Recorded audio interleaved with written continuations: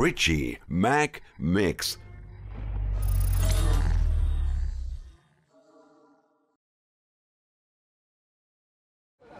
August 26th. August 26, 2001.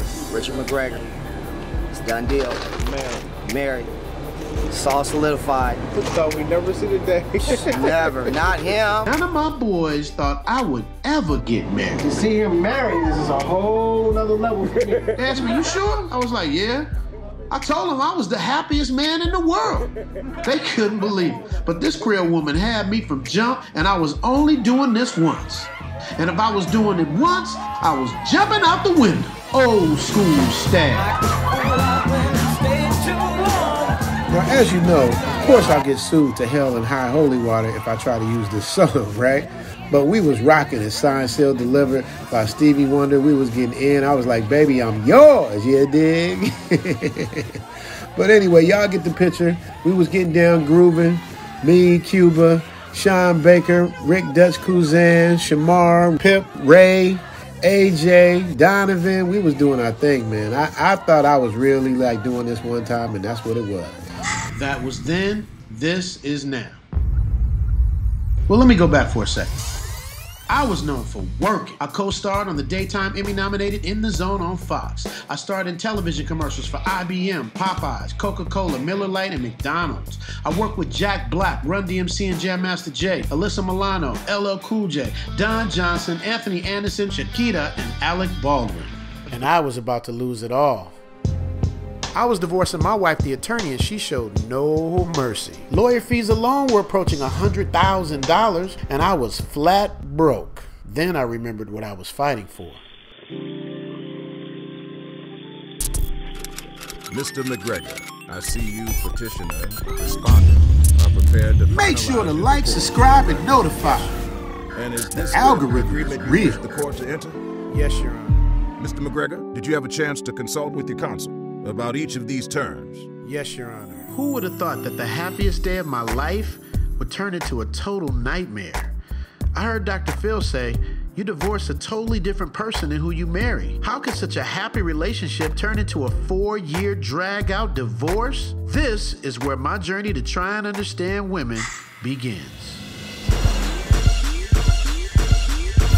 If I never dated another day in my life, I've lived the life of 5 women. I know exactly like what I want. I knew I was a lesbian my entire life. I am a strong, independent, black, single woman. I actually think I'm kind of shady. You think they love pussy? I have no trouble meeting men. I want a relationship. I prefer usually dating an older man. I've never cheated. I'm good at reviving. I'm excellent at reviving. I usually attract the owner of the company. I'm 25 now and I'm having a quarter-life crisis. I absolutely know that me having a relationship, that part of my life is over. If you're single, independent, and you love how you live, and throw your hands up. Single lady. If you're not trying to be the wife, you just want it for one night, throw your hands up. Single lady. No pressure, having a good time. If you fit the bill, tonight you could be mine. I'm a lady and it's crazy, put it on the line. I decide who I let in this heart of mine. If you're single, independent, and you love how you live, and throw your hands up. Single lady. If you're not trying to be the wife, you just want it for one night, throw your hands up. Single lady. If you're not asking for a thing, cause you got your own change, throw your hands up. Single lady. Throw your hands up. Single lady. Throw your hands up. Single lady.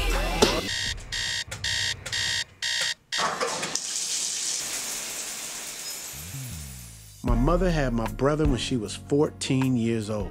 My ex-wife's parents divorced when she was 14 years old. Now here I am, a single father of 2 beautiful daughters, and my oldest is 14 years old. So I'm literally trying to make sense of the relationships between men and women on my own. I asked myself, what did I do wrong in my past, and how do I make it better for my daughters? I didn't have any sisters, and my mother's passed away. Why some women are still single fascinates me. So after over 100 interviews, I documented 11 different women for 1 year. I wanted to find out. Why am I still single? I've gone through this whole process kicking and screaming because I really had to look at why I am still single. And I know we can say, well, the guys aren't here or this or that. It really just boils down to me. Why am I still single? Part of it is that I've elected to be single. I like my own time, my own space. I consider it to be very valuable, and I've been raised by a single mom who's done everything, and what do you need a man for?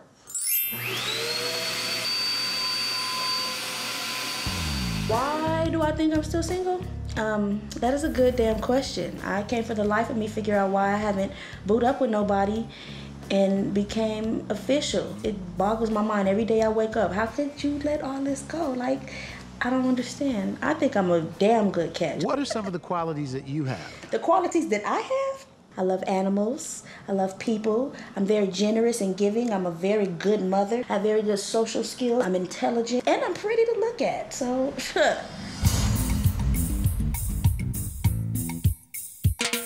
I don't really get that pressure that usually Latinas get to get married and have kids. I actually get more pressure from my friends. It's very common for Mexicans to have kids at a young age. So I have friends telling me, se te va a ir el tren, meaning like your train's gonna go away, like what are you waiting for? Have your kids, get married, and I'm like... I think I'm still single because I haven't been lucky enough to meet the right guy at the right point of my life. I have no trouble meeting men, but to have the perfect intersection of the guy and the right timing and everything else, it's not work for me. But I'm a really successful dater. I think I'm still single for a lot of different reasons. One is it's kind of hard to invest the time right now in getting to know someone in a relationship. I don't think that I can't get a boyfriend or someone interested. It's just my situation at this time. I am a single mother. They don't have a father. So if there's something that happened with my girls, they're still small, I may have to cancel. If I have an overnight call after I work the whole day, like tonight, I have a call. That's the weekend. So, do you have a bad picker? I certainly have a bad picker since I'm single. And a part of me being a Jew and being Israeli and knowing that I probably am a best match for a nice Jewish boy, whatever that means, my picker just... I knew that I didn't want to be a single parent. I knew that. I knew that I wanted to give my child every advantage. And one of the big advantages is coming from a two-parent household. So, because I didn't want to have children out of wedlock, I begged God, please God, send me a husband. I want a husband so I can start a family, have some kids. So from the age of 23 to 43, I begged God, please God, send me a husband. Please God, please God. And after 20 years, I realized that God's answers to me was no. So from the age of 43 to 44, I was devastated, just devastated. I was sad all the time. I would see couples and feel just heart-wrenching pain that would never be me. I planned it out that nothing would work. I picked the wrong men. I picked many men as I look back, and it's like they're different names and different faces, but they were all really basically the same guy. My perfect man would be a tall, black stallion. He loves to cook because I'm not really a good cook, so that's his thing. He loves driving. He loves driving the kids to school in the morning. He's just really, really hands-on, you know, with my kids. He's sterile because he can't have kids of his own, so he really cherishes mine. He's funny. We do movie quotes all the time. Every time we go around, we just laugh and do karaoke. He's smart. He is very good with the money. He takes care of all that, and he just lets me, you know, make the beds and just do me. Okay, let me make sure I got this right. He has to be a tall black stallion that loves to cook, loves driving the kids to school in the morning, sterile, funny, hands-on, laughs, karaoke, smart, movie quotes, and lets you make the beds. You get that, fellas? All right. Last time I was in a serious relationship was when I moved out here from Philly. It was a wonderful guy. I loved him. Probably the last time I was really seriously in love with someone. Call him up and tell him you have to move out here. I cannot do this long distance. I need you here. And I work in a nightclub, and there's a lot of dudes here, so you gotta get your ass out here. And he did. And I remember picking him up from the airport and him being so excited to move for me and me feeling like I was gonna die. Like he looked completely different to me walking out as opposed to when he came to visit. We broke up. and he was shocked and so hurt and so distraught. But I was 22. I was seating celebrities at tables, and I was dealing with big-time directors that were coming to my events, and I wanted to be a part of it while I was young and not have to be held back by this great guy, but he was possessive and he didn't understand, and the funny comments with, man, that guy just checked out your ass. I decided I was just going to not be in a serious relationship. I guess the fantasy became a little more interesting than the reality. Maybe that's why my marriage didn't work. Becky says here's this great guy that moved across the country for her. Then she changed her mind. When's the last time you were in a serious relationship, Sherry? Last time I was in a serious relationship was about 2.5 years ago, I think. It didn't last a super long time, but for me, several months is a super long time. I'm kind of what is it they call the honeymoon girl? You know, honeymoon 3-month relationships. I love the honeymoon phase in a relationship. Where everything's perfect. On their best behavior, super providing in the relationship. And then girls f it all up. You know, it's been 7 months with this one girl that I've been talking to off and on, and like, she doesn't do any of the cute things she used to do in the beginning. The newness, the novelty, the extra special things that you do when you first meet someone, all of a sudden everybody stops doing those things, and I wasn't really willing to go into the marriage stage. I was having too much fun. I knew I was a lesbian my entire life. Ever since I was little, I've been attracted to my best friends. I've been attracted to guys too. So I just, you know, of course when you're little you don't know you're lesbian. But ever since I was little I was attracted to girls. I don't discriminate. I love every race, you know, almost every size, you know, height, and it's really about, you know, if they catch my eye and we have that connection, then it's all good.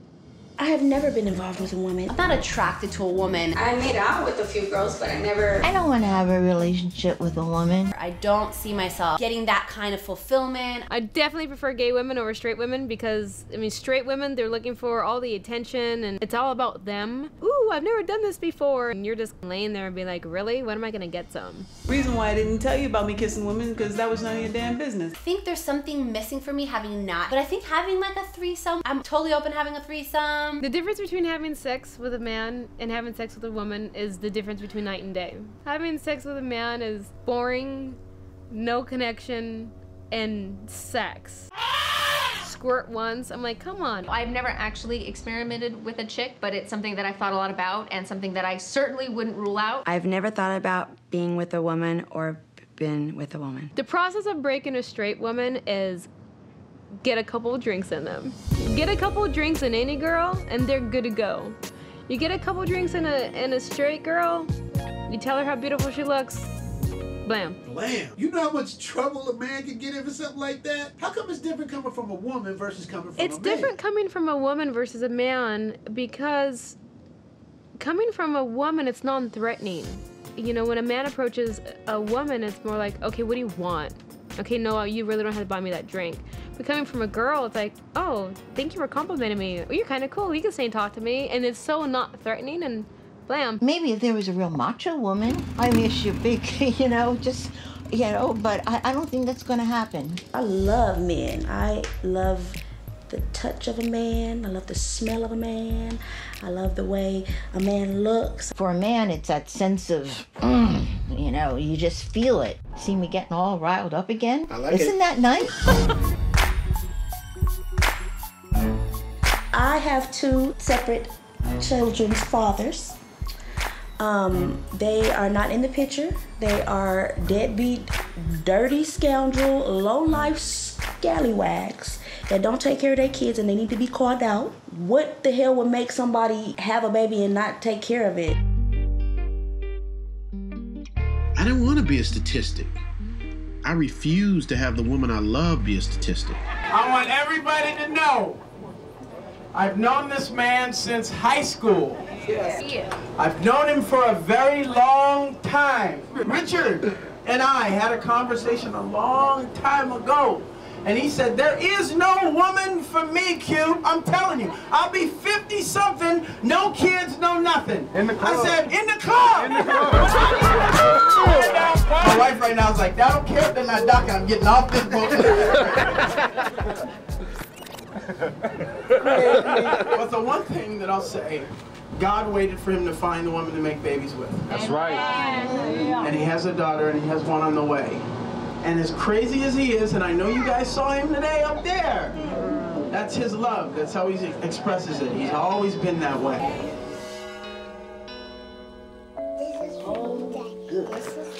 This for me? What is that? Let me see them feet. Oh, you got sandals on now. Oh, happy Father's Day. I shall walk the steps you walk, that I, like you, would be strong and become a pillar of my future home. That's nice. Thank you, Dara. I was not going to let divorce affect the relationship with my daughters. I was there for their first breath, their first steps, their first day of school, like every father should be.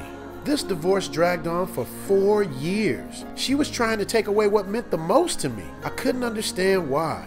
I needed therapy. There's so many people in the world, and most people can see what you're trying to say.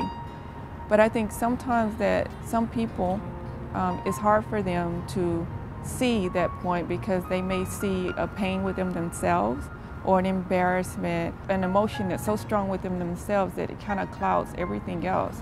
So even the mother gene would kind of be pushed to the side if there's some emotion that's burning from the inside of them that just kind of rules. So I don't think it's meant to be that way. It just kind of takes over. The first baby daddy was a one-night stand in college. Oops, my bad. So I'm just now really learning his information, his name and all that. And then the second one, I called myself trying to find a father for that first one and ended up not getting the father, but getting 2 more babies. I think it does have a negative downplay on the way that I see men because I'm so,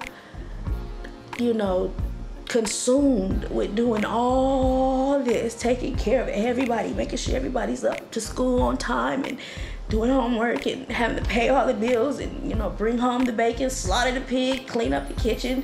I got to do everything. And so I kind of view other men like, you probably a deadbeat, you don't take care of your kids, you don't do this, you don't do that. I'm sure of it because if you did, I would see car seats in the back of your crib. And I just have that in my head that they already don't do right, and that's not fair, but it probably is the damn truth. They probably do got 3 kids stashed away that they don't take care of, and I'm just the one that's gonna call you out on it. Oops, my bad. Am I coming off as a bitter black woman?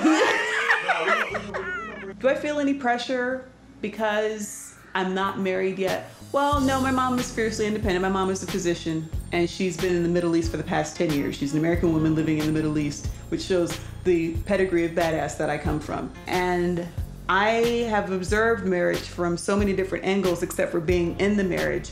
And it's not just the day, it's not just the presence. I love presence. Why am I still single? It's absolutely 10,000,000% my choice. After my divorce, I didn't start dating until about a year and a half after. There was infidelity, however, I don't want to go into detail because of my children. I would say our middle child took it the worst. It really affected her.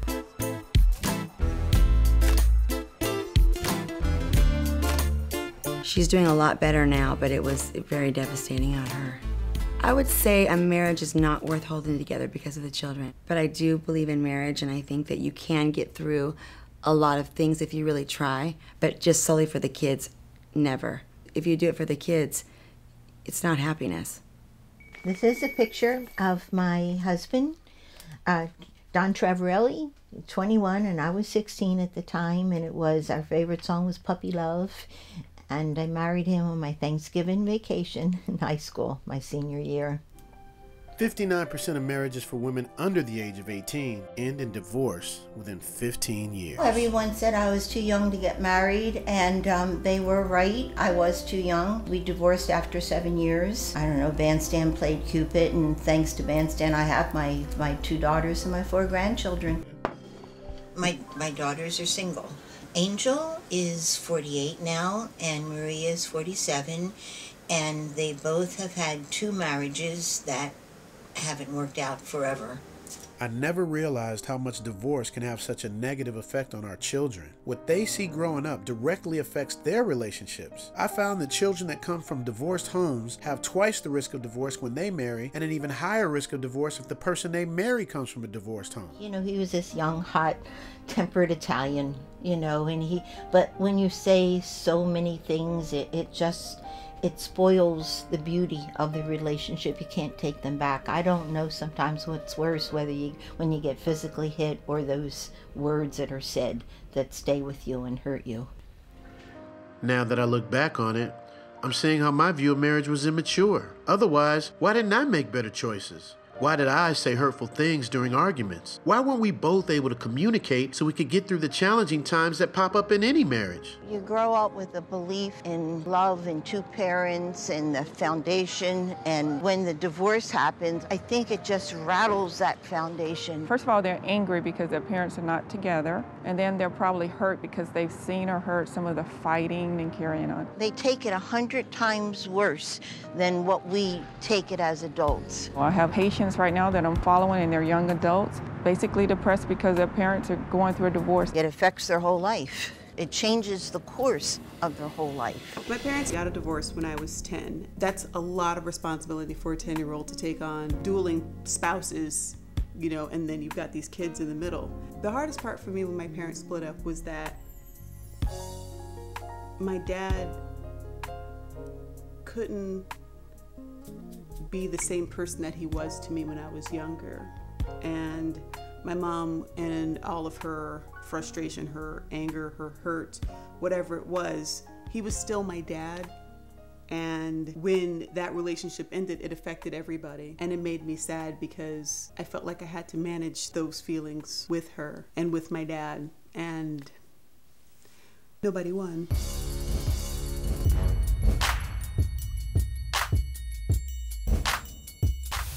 After being married for 7 years, we got divorced. I then went through my boy crazy phase.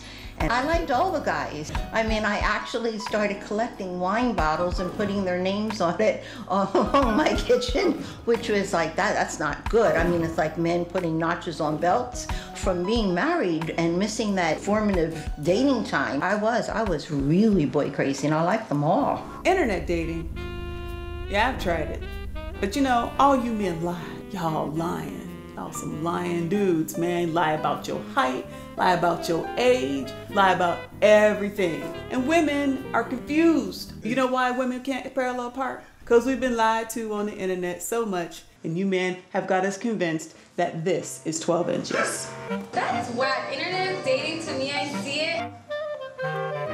I've never dated online, but I think I'd be fine with that. I just have never, in all humility, I mean, it just happens, so it's not really necessary. They'll contact me, and then I'll look at their profile, and then it says on there the type of woman that they're looking for, and it'll put everything on there except for black. So I usually would email back and say, you know, I'd be happy to talk to you, but you know, I'm half black, so it didn't seem, I don't know if you were interested in talking to a biracial person. So you saying women don't lie on the internet? There are some crazy bitches mixed up in there too. Just because my profile says that I'm 6 feet of black dynamite, gorgeous and athletic, fabulous, funny sometimes, and can cook. Some of my girlfriends, he's gotta be 6 feet tall, he's gotta have 6-figure bank account and a 6-pack. And you weigh 600 pounds. And you using my picture to catch a dude. I just want to use your picture just so the guy will call me, you know, once he finds out what kind of personality I have, once he finds out that you can't move, and we got to get a crane to come get your fat ass.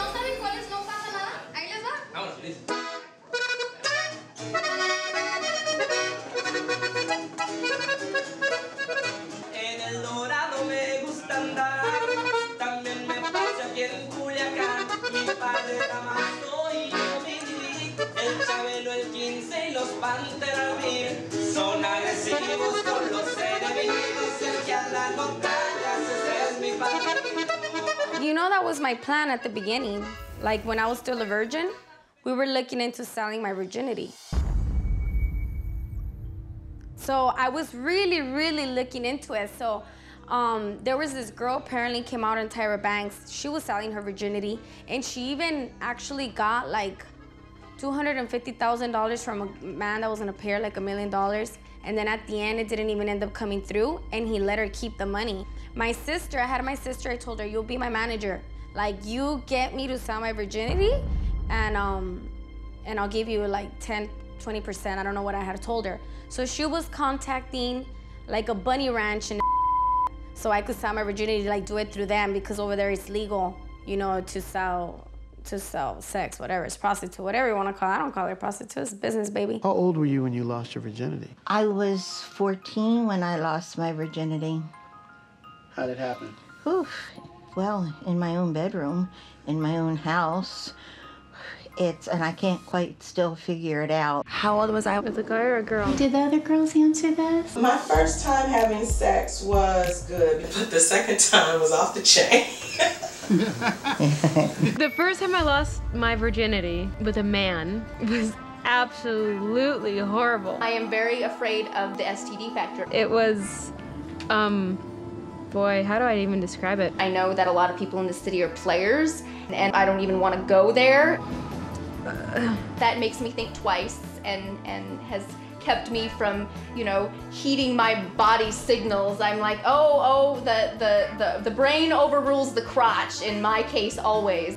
I'm at a loss for words. Oh, well, that's a nice, fine specimen, but it could be tainted. It was just so bad, it was terrible. Like, I just thought to myself, is this it? Like, this is what everyone's been making such a big deal about? That was it.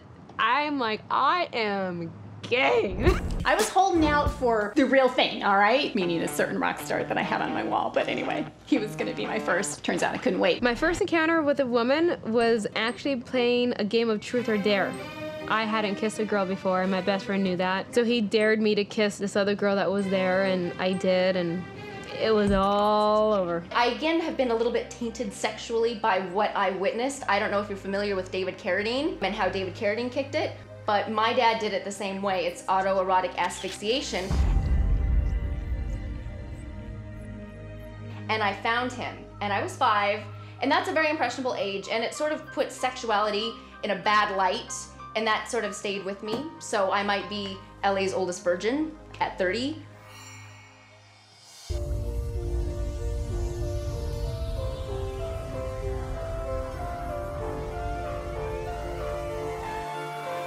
My last romantic relationship was in 2010.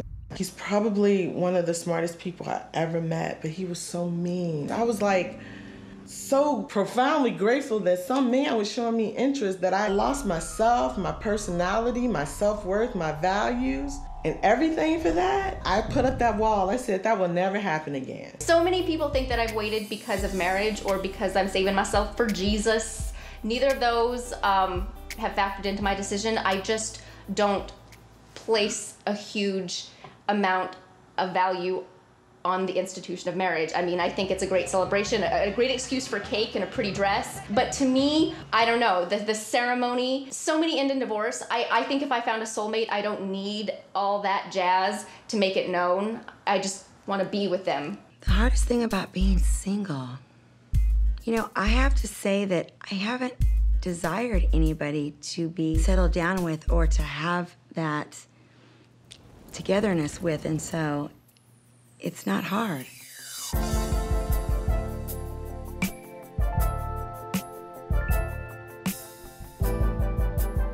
As it's commonly known, divorce separates the children from the parents, mostly from the father. And my mama did her best, but she not no man to, you know, and I'm so scared for my kids to go through that. They don't have no daddy.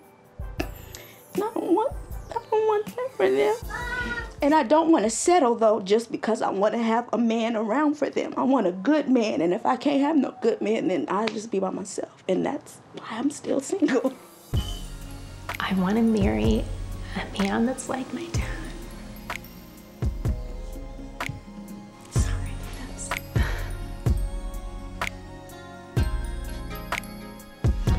he is a good guy.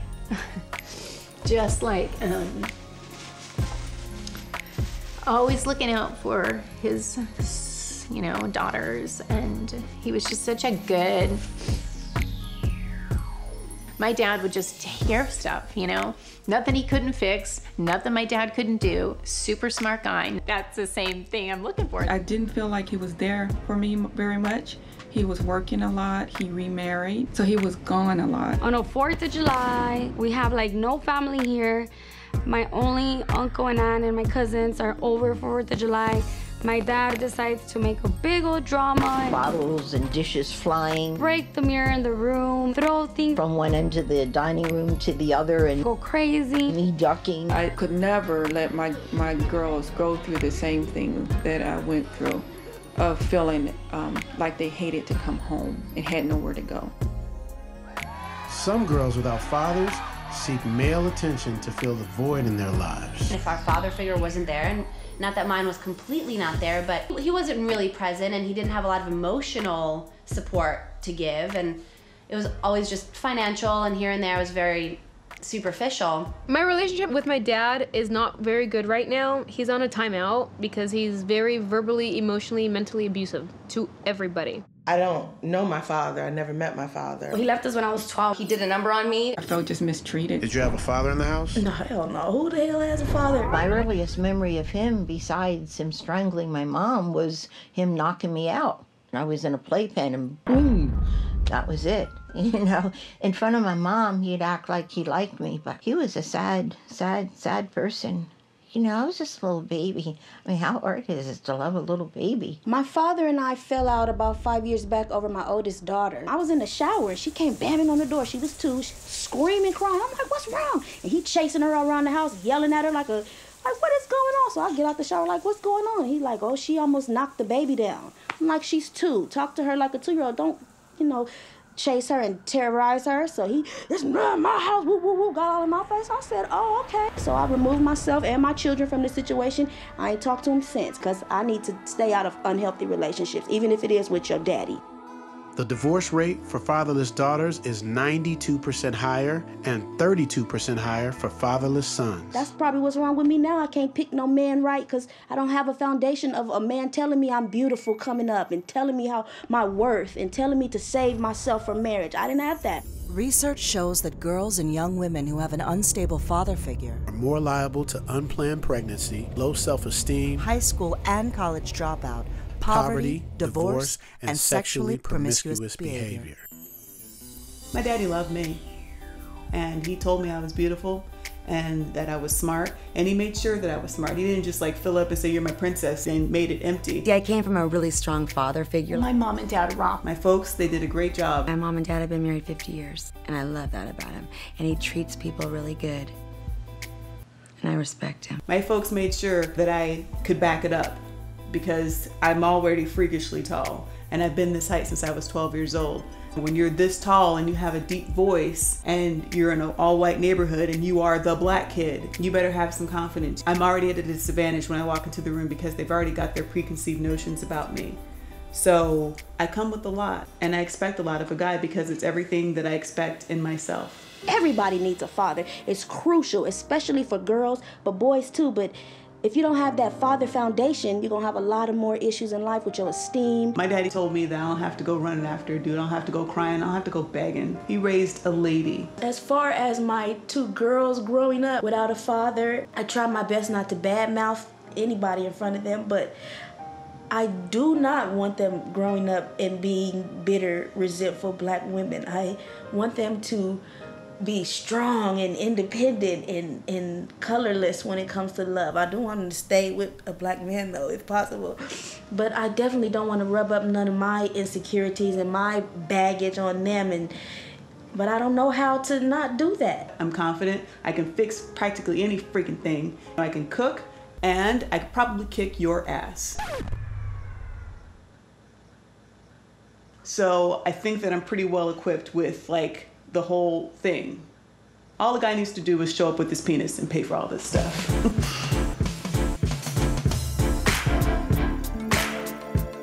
Statistics show that college-educated women are more likely to marry than non-college educated women.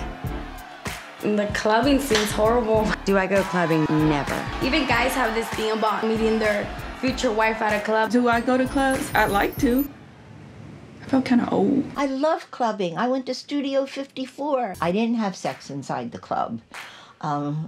It's fun and it's nice to go back in and see what I once was a part of, but it's a whole new breed of people, and it's circulating, and it's just like you really feel ego and you really feel that dark side of what exists in the world, and especially in relationships, and it's there. And I challenge myself to go every so often. I might go tonight. I got 3 kids. I don't be going to nobody damn nightclub. Yeah, no, I haven't been to a nightclub in a minute. The last time I think I did go to a nightclub, I was like 38 weeks pregnant and they didn't want to let me in. I was like, excuse me, this is a tumor. You don't know what is going on. So they let me in and have fun, but still. A new development that I'm not gonna get overly excited about because I tend to self-sabotage when I get too overly optimistic, and I just want things to evolve organically, naturally, and I just don't want to put any pressure on him or me. So things are new, things are good, and I just want to take things as they come. What do men get wrong about women? What do men get wrong about women? Men get wrong about women that they need to be taken care of, they need to be rescued, and they always need to have an answer. A guy could be with a lot of girls, he's a player. A girl's gonna be with a lot of guys, she's a hoe. So I was like, low pro hoe. I can do this thing with my feet. You stop with your facial expressions back there. I have kind of long, we joke and call them finger toes, because they're not ugly, they're really cute, but they're just kind of a little bit longer than most, so my girlfriends call them finger toes. And so, but anyway, so they can kind of do stuff, and it's kind of fun to do with your feet because no one ever expects it. How many men have I been with? Well, I never really wanted to keep account. I mean, it was like embarrassing. It's a lot. It's a lot because you got to figure. I went through the flower child. I was a hippie. Almost went to Woodstock. Plus, I come from Catholic school. You can't be counting them. Then you have to go to confession. What's the number one thing women want in the bedroom? You know what? If I were to invent, though, if I were to be an inventor, I would have like a sexual toy that's also a GPS device. That, you know, like if a dude gets like in the wrong area of you, it'd be like recalculating, and it'll just tell a dude exactly where to go. That's what's up. The number one thing that women I feel want in the bedroom is stamina. How long can you last? Please don't just be out in 2 minutes. 7 minutes, 12 minutes, no. See, that leaves me out. I'm done. Oh, God, why? And then you're so selfish, you can't come back with it with round 2? Are you kidding me? And then when it's time to nudge and come on for round 2, like for real? Okay, that's so selfish. I don't like that. That's probably the number one problem, I think. Yeah, you laughing, okay. You single too, ain't you? I know exactly what it is. For a guy to take his time to please the girl first, because we take longer, it's harder for us to get there, so they just want to go in and beam and that's it, it's over. So tired of that. If I'm in a relationship, I want it a lot. I want it all the time, but I never get it. So that's why I eat. I don't have sex for comfort, so I have food for comfort. My son is so brilliant. He speaks Mandarin. He is just on the ball. I got him in college-bound Saturday school. They got iPads. They are finna be something. Sorry that I done picked these sorry mother... Excuse me. But no, they... Nah, that's not funny. It's this not. Is real. How does it make you feel? I want to laugh it off because deep down it hurts me to the core of my soul. And I feel like it's my fault because I done the one laid down with you and had these kids. But it is so... trifling, that's the good word. Marriage to me is like a whole other journey, but now you just have somebody to share this journey with. Your best friend is what you hope to marry. We were married for nearly 9 years and we separated at 8. So the way it starts out, you know, for the first couple of years there was nothing. There would be really heated arguments. You know how a family argues. And a lot of maybe verbal abuse, name calling, you good for nothing, that kind of stuff, and you're nothing, kind of stuff. And then maybe I think it was a couple of years into the marriage, The first time he put his hands on me, it was a choking episode. So he kind of picked me up by the neck and threw me against the wall and just choked, which is a horrible, horrible feeling. After that, after the first time, you're kind of stunned. My husband, abused me, so I was actually gonna leave. But the next morning, as I'm trying to drive, he's out in the street on one knee crying, "I'm so sorry, I was drunk. This is what really happened." And you're thinking to yourself, well, he was drunk. He's in front of everybody crying not to leave him. It's not gonna happen again. 6-7 months later, it's a slap or definitely a push and then another slap, and it was always right here because I had to go to work. So I was always open-handed, right here or right here. My stepfather was physically abusive, welts all over my legs, abusive with a capital A. My father was sexually abusive also. I wasn't that young. I was probably like 7. But I learned about it as a teenager because I always thought somebody had murdered him, because that was so much less shameful, Why else would there be a bag on somebody's head, He'd been... Bitch, you're not taking my kids. I don't know what got into me, but I leaned over and said, yes, I am. He would tell me like, well, let me check you down there because you might have something that, may affect you or hurt your health or something might be wrong, So, I don't know, I guess I just trusted. I didn't think, my parents never taught me, my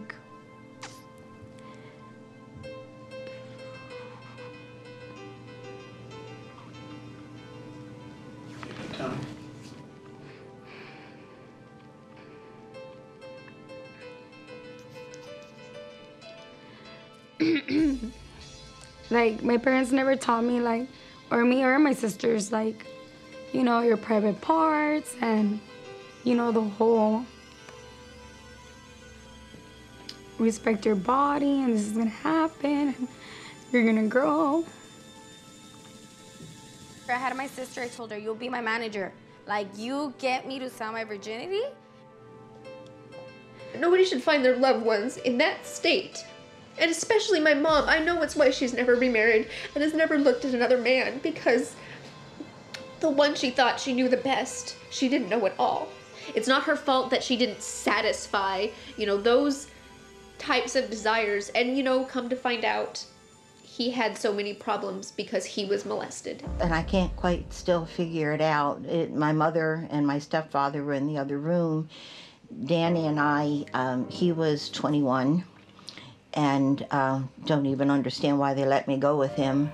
We would fall asleep when we were watching TV, and my mom came in. She says, Bunny, she said, you shouldn't be sleeping on the floor like that. Go sleep in your bed. Wow. So I did, and that's where it happened. And the only thing I can kind of figure out is because she knew about my stepfather being so bad that he was a man and he would take care of me. That's the only thing I can fathom as to why she would have let me stay with Danny. We used to live in the back house. It was a garage, but it got turned into a house. And then there used to be 2 front houses. And the house in the middle, they used to live this man. And he was friendly person. We were there for 5 years. There was a gang of little kids all over the block. Everybody used to hang out with him. Everybody was cool with him. And then things happened. All right, let's turn the cameras off. You okay? The owner of all the houses, he used to serve food, goat meat, at parties. He was like, you want to work? So he picked me up and I went into the back of the van and he was driving and I sat in the back of the passenger. So I didn't even notice it was in the passenger seat this whole time. And then it wasn't, I believe, till we got off. Or maybe I noticed inside the truck when we were barely on our way that it was him. And I was like, oh my God. And I didn't know what to do. And I remember thinking should I grab a knife and stab him? Should I kill him? Should I jump out of the truck? I think what was more hurtful was that the man that asked me to like go help him, like he knew everything that was going on. He knew like I wasn't the only victim. There was other victims. Like he knew everything that was going on. So why is he even working with him? Why is he even with him? Like, is he one of his? How come he was never arrested? It's because people don't report it. 1 in 4 girls and 1 in 6 boys have been molested by age 18. He didn't rape me, but like he used to touch me and look at me down there. So when I went to go tell my parents, like they were like, where did he touch you? Show me. And like in my mind, it was just like, really? You want me to take off my pants and show you? Like, he wasn't understanding that it was just like a tough situation. Like, I didn't know what was going on. Like, I didn't know what was happening or not. And like, he wasn't approaching like the situation as you're my daughter, I have to protect you, I need to talk to you about it. He didn't understand what was going on in my mind, in my head, like how I was feeling, you know, as a kid. Like, I was scared, I didn't know, so. It's a sick cycle, and it has to end somewhere. And it was gonna end with me. I was never gonna look at a man sexually because it was so sick and wrong, and I couldn't. I was disgusted by men for so long. How could I ever love one? I was actually afraid because he would be like, I'm gonna take the kids if you leave me because you're never there, and that the court's gonna give them to me.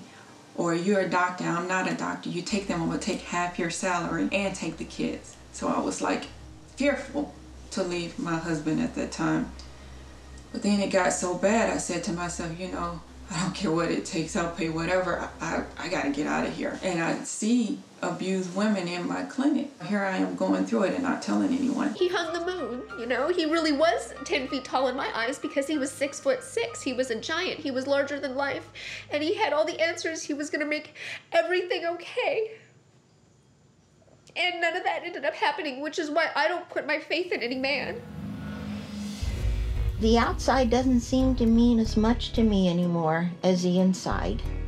You know, because I see real handsomeness and real strength and all that in the way a man conducts himself.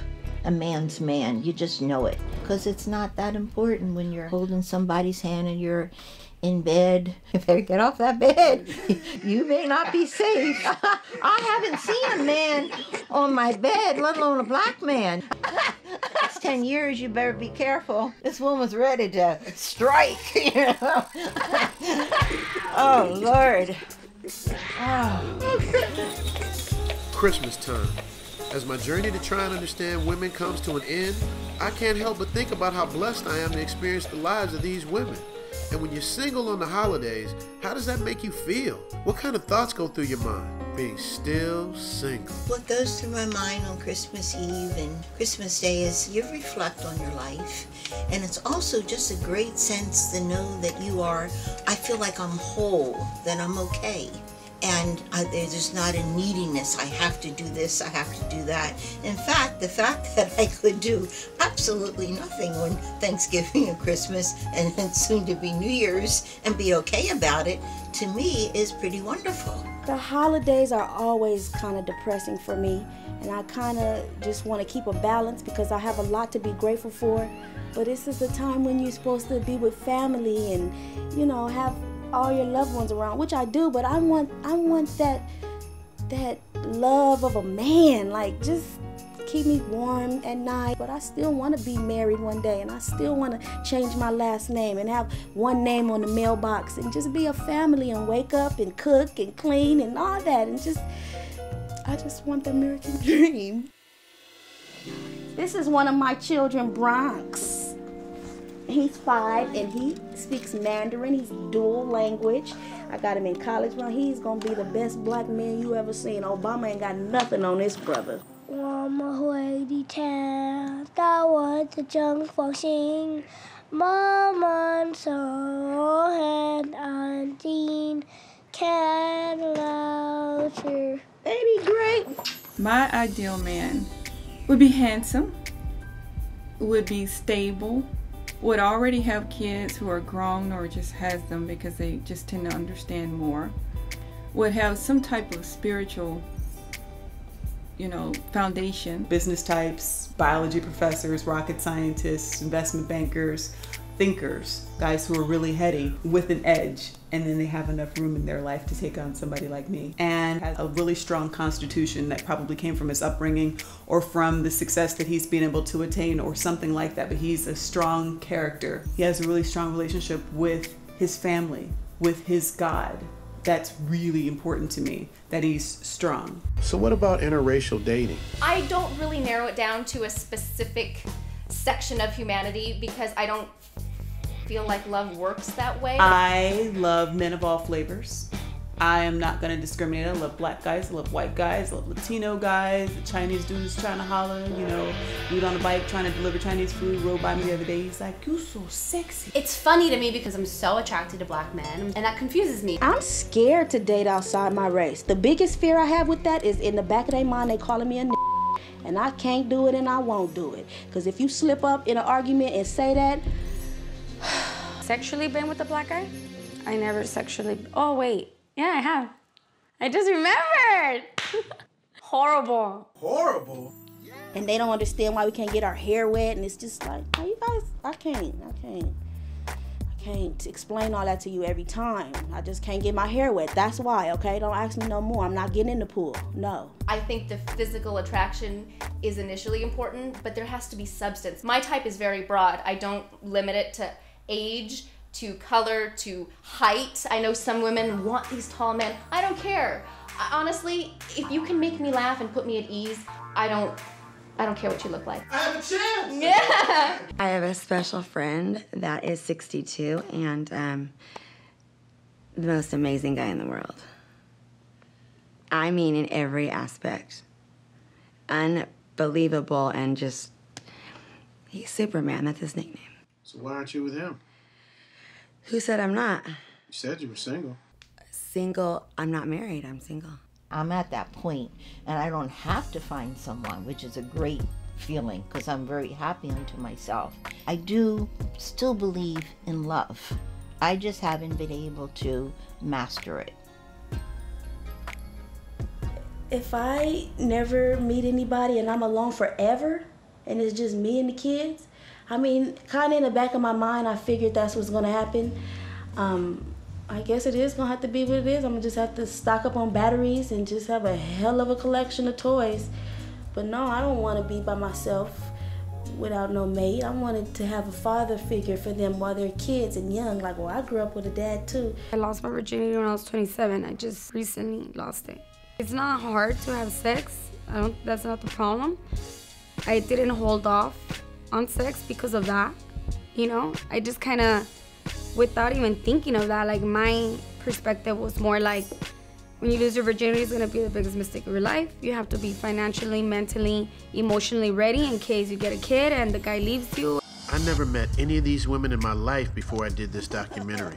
How they could trust me enough to open up and share their deepest, darkest secrets is beyond my comprehension. But what I do know is, it's taught me not to just look at the things you see on the outside, but what's really going on the inside. It taught me to be a better listener, a better friend, a better father. This is 2 years old. Come here. I need this. The advice I would give to somebody in my shoes, a single mother raising these kids by themselves without no help, and these deadbeat daddy no goods ain't helping, is, girl, you just have to pray it through. You gonna have to be the mama, the daddy, the grandma, the grandpa, the chauffeur, the cook, the nurse. You gonna have to. And I know you don't want to sometimes. I know it gets hard, but you have to muddle through because it's gonna be worth it in the end, and they're gonna come out and be the best citizens of the world. You're gonna be so proud. They're gonna take care of you. They're gonna love you. And all that sacrifice is really going to pay off. At least that's what I tell myself. At the beginning of our documentary, you were a bona fide rock-hard lesbian. What happened? What happened was I got turned out by a black guy. It's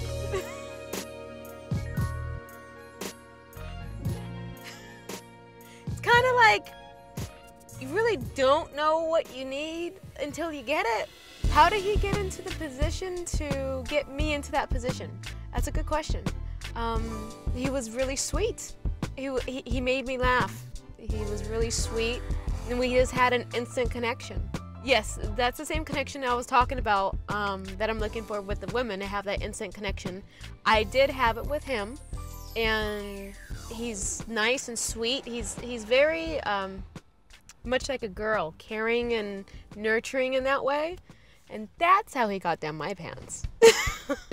Even when I would date casually after, it was still me kind of, okay, this guy's great.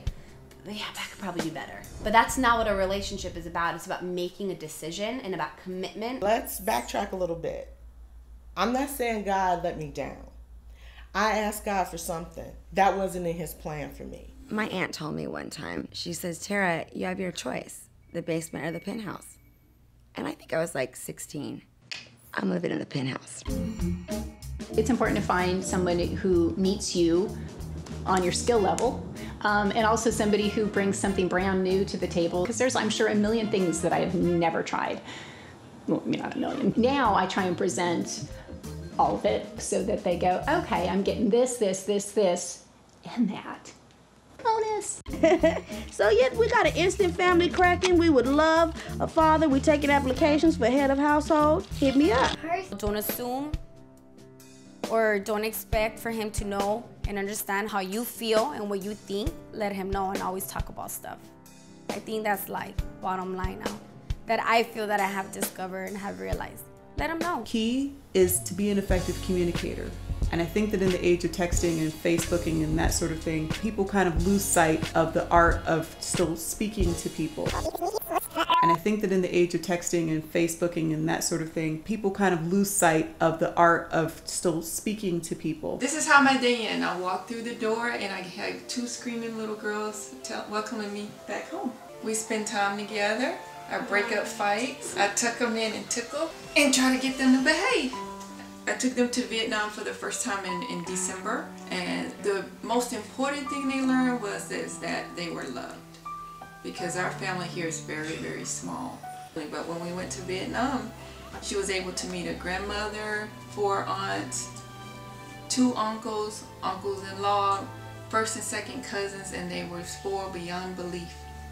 So the most important thing they learned was love, and then Vietnamese culture and pho.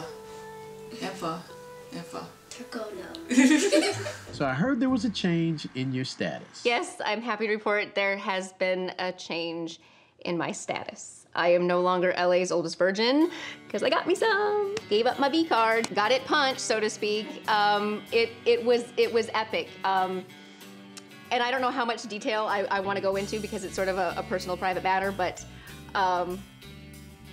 it was truly wonderful, not awkward. It was just bliss. You know, it was everything I feel like I'd been waiting for. It was meant to happen, and it just evolved so organically. No, it didn't hurt, because while I may be a virgin, I know how to be the master of my own domain and give myself my own pleasure, which is why I never really thought that it could get any better until now.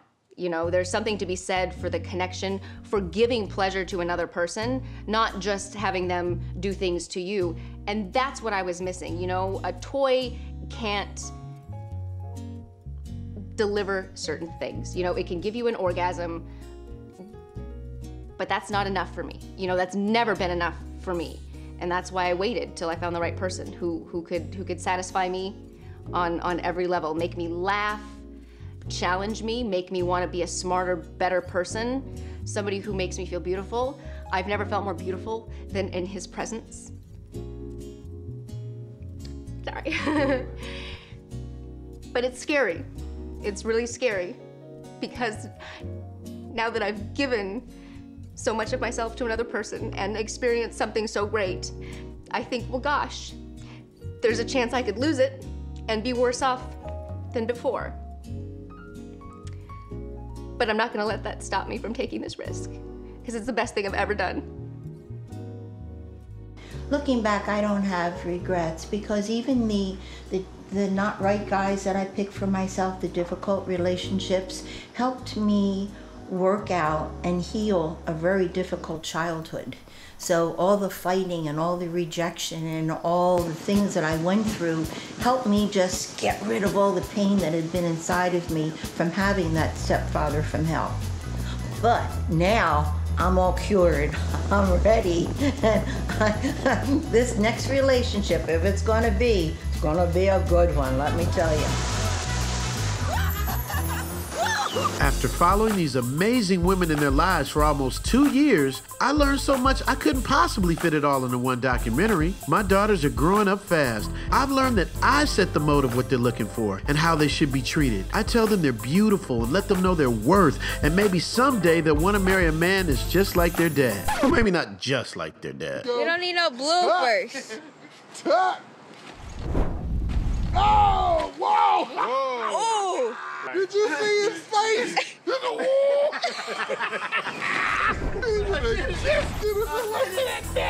But no matter what, I'm gonna be there for them every step of the way. Whether I'm married, engaged, in a relationship, or still single. Now, I haven't known you since you had 22 names. I haven't known you since back in the day, but in the brief time that I've known you, it was real from jump because the connection was there. I met you through our boy, our partner in crime, Ray Brown. The glue! And it's for life. You were a lot of fun to watch, a lot of fun to become a friend to. And like Cuba said, this thing inside of here is real. I knew Richard when he had the RX-7 that said "Crave Me" on the license.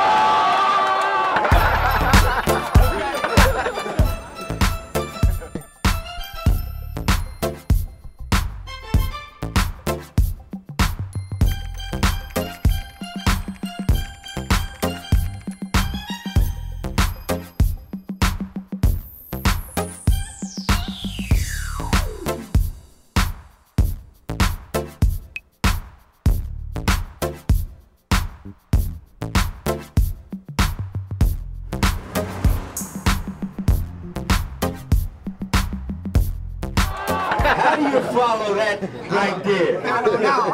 Cuba Gooding, ladies and gentlemen. Show me the money, goddammit.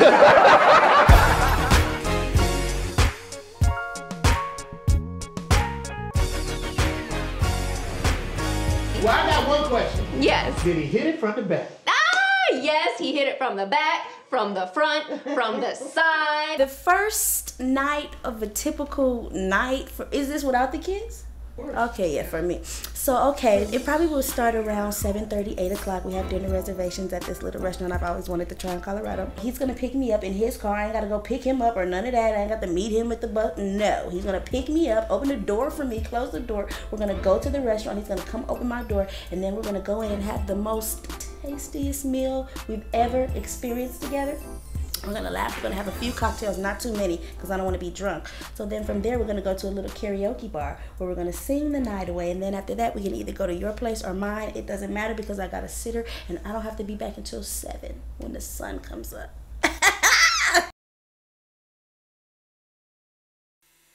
For a man, it's that sense of, you know, you just feel it.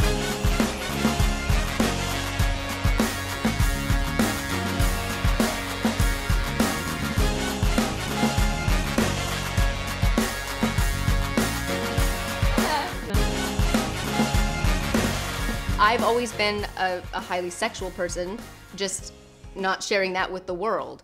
You know, I have desires. I've had a lot of time to think and plan what I'd like to do, what I'd like to have done to me, and I found a playmate. I found somebody who's game, who wants to try it all, and makes me feel no shame for my desires. And I feel so lucky that I found a kinky playmate, a smart playmate, a soulful playmate. When Richard is mad at you, you won't know for about 2 weeks. You're like, why hasn't Richard called me in so long? I call him and he said, hey, man. I said, Rich, what's up? He said, oh, I'm just chilling. What's wrong with you? Oh, man, you know, why did you blah, blah, blah? And everybody here knows blah, blah, blah. Shema, I know you know. We were in the gym and these dudes got in a real fight and it was like over blah, blah, blah. So back to what I'm gonna say, I'm gonna cut this short because I can go, they'd be like pulling in and be like, you got to get these niggas off the boat.